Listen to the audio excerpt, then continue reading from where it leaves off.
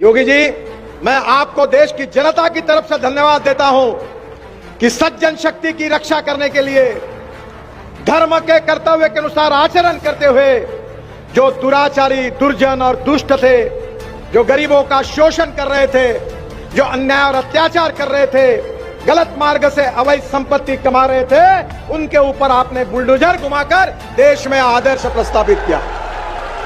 राजा ऐसा चाहिए जो अन्याय करने वाले को उखाड़ कर फेंकने वाला चाहिए,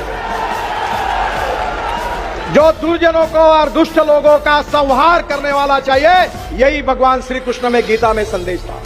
बुंदेलखंड और महाराष्ट्र का बहुत पुराना रिश्ता रहा है। हमारे सबके जीवन में बचपन से छत्रपति शिवाजी महाराज हमारे जीवन के आदर्श है और स्वाभाविक रूप से उनका वर्णन किया गया था।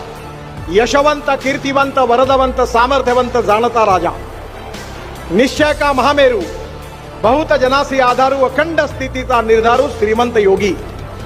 और वो छत्रपति शिवाजी महाराज और बुंदेलखंड के राजा छत्रसाल महाराज, इन दोनों के बीच में बहुत घनिष्ठ मित्रता थी और 17वीं शताब्दी में ये जो नींव है मैत्री की, वो बहुत मजबूत हुई थी।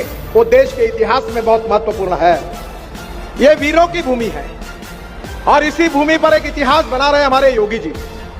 मैं आज देश की जनता की तरफ से उनको धन्यवाद दूंगा कि भगवान श्री कृष्ण ने भगवत गीता में एक बात कही, वो योगी जी के काम को देखकर याद आती है। परित्राणाय साधूनां विनाशाय च दुष्कृतां धर्म संस्थापनार्थाय संभवामि युगे युगे।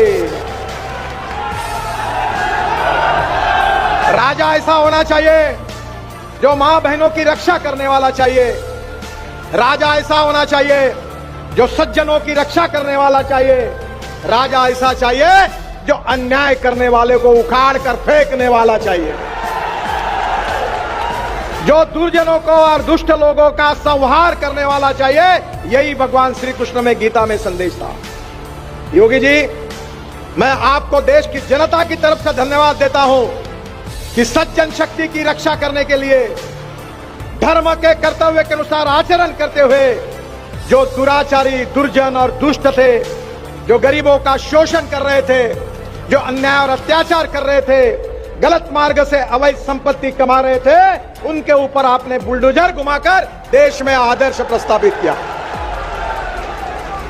मैं उत्तर प्रदेश की जनता तो आपके ऊपर खुशी है। मैं देश की जनता की तरफ से आपको बहुत बहुत धन्यवाद देता हूं, आपका अभिनंदन करता हूं। और आप इसी कार्य से आगे जाएंगे तो सही में अयोध्या में राम मंदिर तो अब निर्माण हो गया है, पर देश